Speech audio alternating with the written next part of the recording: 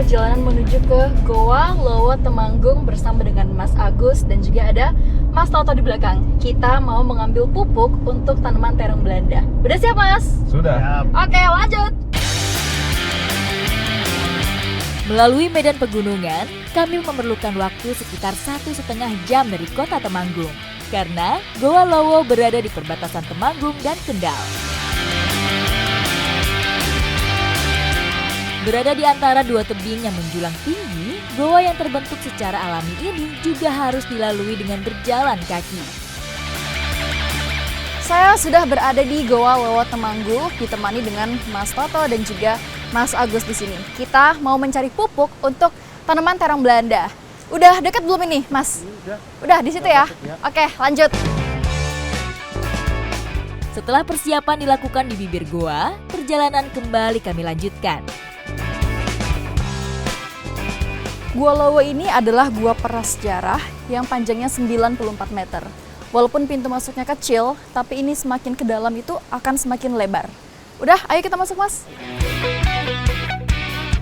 Goa ini terbentuk secara alami tanpa campur tangan manusia dan diperkirakan sudah ada semenjak zaman prasejarah. Kelelawarnya di sini banyak banget, lumayan banyak dan lumayan bau juga di sini. Dan pengap banget di dalam, karena semakin ke dalam ini jalannya lumayan sempit yang sedang kita masuki sekarang.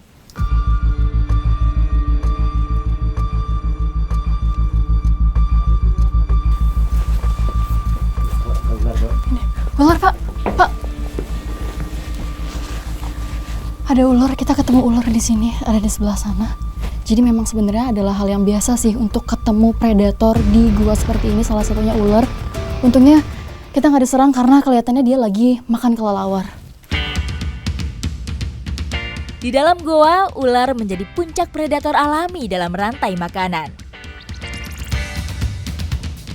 Nah, ini dia pupuk yang akan kita ambil. Jadi ini adalah kotoran kelelawar yang sudah terurai. Ini bagus banget untuk tanaman terong Belanda nanti.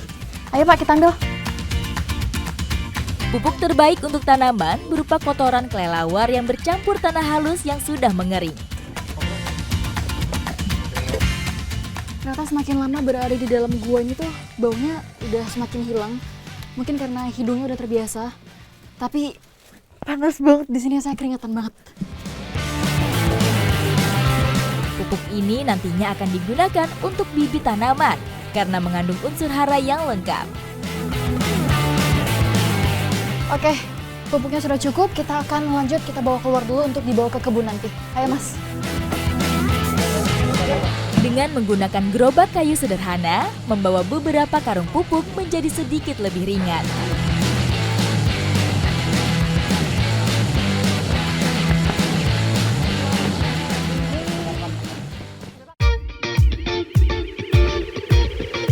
Terong Belanda merupakan tanaman khas Amerika Selatan yang dikembangkan di Indonesia sekitar tahun 1941.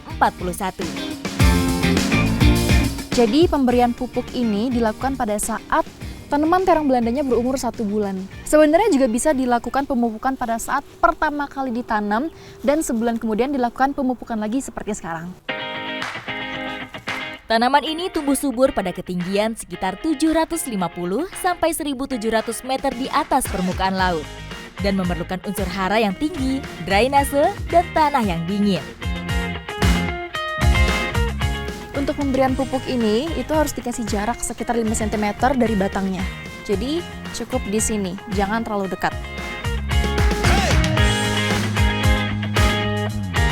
Karena saya sedang berada di kebun terong Belanda, nggak afdol kalau nggak nyobain langsung terong Belanda dari pohonnya. Saya sudah siap-siap mau panen bareng Mas Toto dan juga Mas Agus. Mas, ayo bantuin saya panen. Kita langsung cari buahnya. Terong Belanda ditanam melalui biji, dapat juga memakai stek atau tunas kecambah.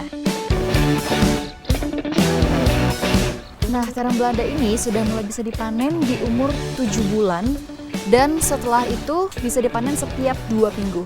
Tapi untuk pohon yang ini, itu ukurannya sekitar 2 tahun.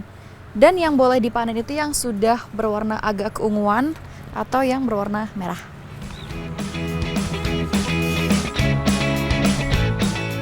Pohon yang ditanam memakai biji akan berbuah dalam usia 2 tahun dan mati dalam usia 5-6 tahun.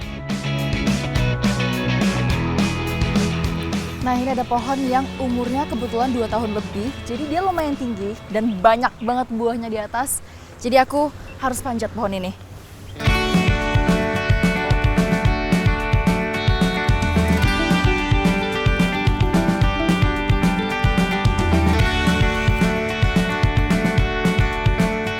Ini dia hasil panen saya. Ini lumayan berat. Jadi satu pohon ini bisa menghasilkan kurang lebih 1 kilogram. Di sini ada sekitar 100 pohon, jadi bayangin bisa kurang lebih 1 kuintal kalau sekali panen. Banyak banget ya. Buah terong Belanda ini biasanya dimanfaatkan dengan cara dimakan sebagai buah segar untuk bumbu masak, sayuran, dan minuman. Buah terong ini dapat dimakan segar, direbus, dan dibuat asinan. Nah, ini dia moment of truth. Saya mau nyobain buahnya langsung fresh from the tree. Tapi ini mau saya kupas dulu kulitnya. Sebenarnya bisa dimakan langsung sama kulitnya, tapi rasanya bakalan agak pahit. Jadi ini tinggal dikupas kayak gini.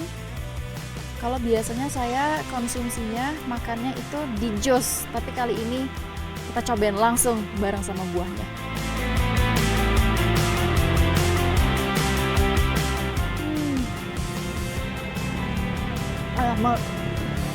Terong Belanda itu emang enak banget. Rasanya manis, cenderung ke asam, tapi ada manisnya. Dan ada sedikit rasa sepat atau pahitnya juga. Tapi enak, enak banget. Makin ketemu ternyata semakin manis. Dan semakin juicy. Dan lebih berair di tengah. Wah, udah banyak banget ini, Mas. Langsung aja kita olah ke camper van ya. Berat banget.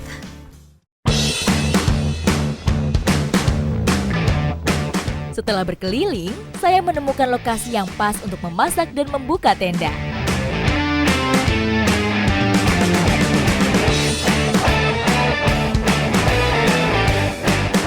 Akhirnya saya sudah sampai di lokasi camping bersama dengan Mas Toto dan juga ada Mas Agus. Di sini sudah kita siapkan juga bahan untuk mengolah terong Belanda yang tadi sudah kita panen. Ayo Mas, kita mulai saja ya. Ayo, Pak. Masakan saya kali ini akan memanfaatkan rasa asam segar dari terong Belanda. Mas Agus, gimana motongnya, aman? Hari ini saya mau masak ayam asam manis terong Belanda. Tapi sebelum dimasak, terong Belandanya harus dipotong kecil-kecil dulu. Dan ini saya lagi memotong bawang dan cabai untuk menumis. Gimana Mas Agus? Aman? Aman, Pak.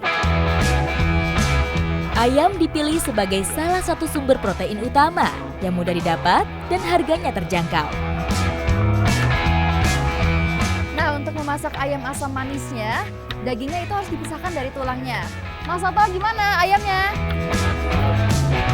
Melumuri daging ayam dengan tepung bertujuan agar daging menjadi lebih renyah.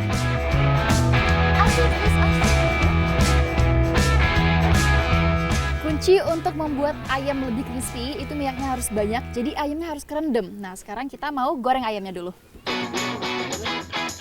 Menggunakan api sedang, ayam akan matang sempurna hingga pada bagian terdalam. Warnanya sudah mulai kuning keemasan, berarti dia sudah mulai crispy. Sudah bisa diangkat ya, Mas? Sudah, Pak.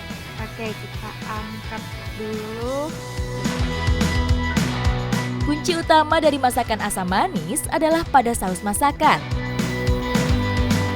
Menggunakan bumbu-bumbu khas Nusantara yang beraroma kuat, menjadikan masakan menjadi lebih kaya rasa. Sambil menunggu matahari terbenam, masakan kita juga sebentar lagi sudah mau matang nih. Gimana, udah lapar belum, Mas? Wah, udah lapar, Pak. Udah lapar banget ya? Wah, baunya udah wangi banget, Pak. Iya nih Mas, ini kita tinggal nunggu kecoklatan dikit lagi, terus kita masukin ayamnya dan sausnya. Nah, ini dia nih yang udah kita tunggu-tunggu. Ini adalah terong Belanda sebagai pengganti tomat. Jadi dia akan memberikan sedikit rasa asam dan ada manis-manisnya sedikit. Tekstur pada terong Belanda juga akan membuat masakan menjadi sedikit berair.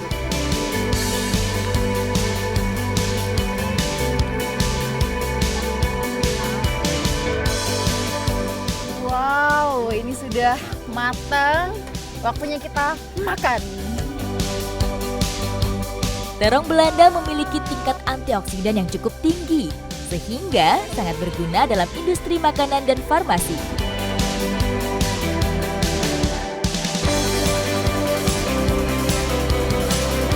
Unik banget. Ada manis, pedas, asam, tapi manisnya itu berbeda karena dari terong Belanda dan wangi banget. Entah kenapa waktu sudah dimasak wanginya itu lebih keluar daripada waktu saya makan mentah tadi. Dan ada sedikit rasa sepet dan pahitnya dari kulitnya. Jadi kalau saya sih tidak terlalu suka memakan kulitnya, tapi buahnya saya suka, bagian dagingnya. Buah yang dipanen itu yang sudah mulai berwarna sedikit kekuningan atau yang teksturnya sudah sedikit lembek.